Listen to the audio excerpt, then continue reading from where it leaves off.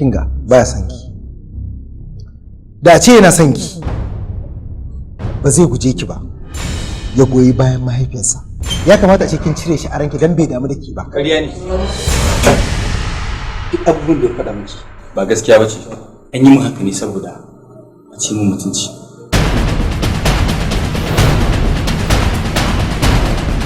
Bani.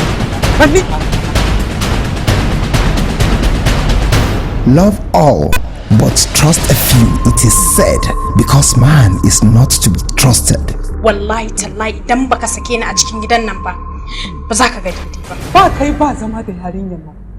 Sai ka sake ta dole kawai. Sai matata magana kawai ta ƙare.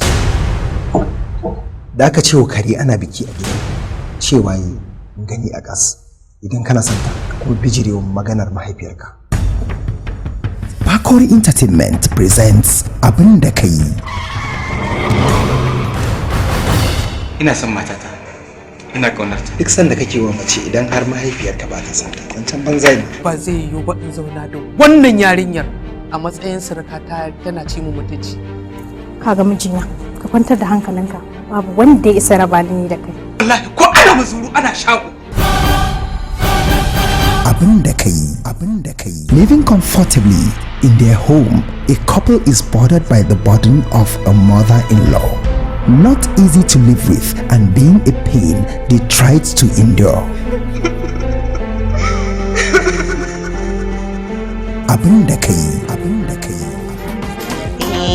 Ba mai matsayi a so idan ba yarda, da zan yi sa'a ki zo ki miƙan sanda, kar in yi tsayi a so in komawa da sirri na riko da zaki miƙan yarda.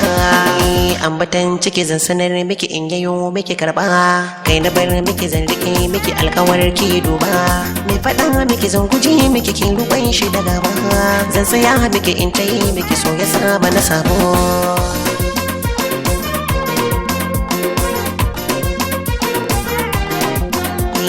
Ba ni gudu za na tsaya. Lalan ya zan yi rukun kyan aniya. Lalayo.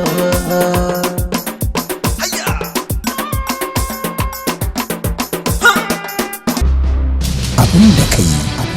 The last straw breaks the camel back as she sought for separation of the couples. And this brings a doctor into the picture who becomes interested in the woman. The crisis begins as the husband is not willing to divorce his wife. What happens finally? Find out in Abin da ka yi. Wallahi na tsane ka. Me yasa zaka aikata irin wannan mummunan aiki? Ka raba ma'aurata biyu. Ka san laifin da yake cikin sa kuwa? Ka san zunubin da ka aikata? Zan iya komai a kai. Komai. Abin da ka yi. Lawan Ahmad movie. Written by Abdulkarim Papalaji, produced by Yahaya Dore, and directed by Ali Gunzak. Ashe baka da mutunci? Ashe kai azzalimi ne? Wallahi sai ka saka mun matata. Naji. Duk abin da ka faɗa kai na haka yi. Shikenan. Zan ɗauki mataki. Ƙarya kake. Babu wanda ya saya ba. Watch out for Abin da ka yi as the drama continues. Thrust of the innocent is the lion's most useful tool.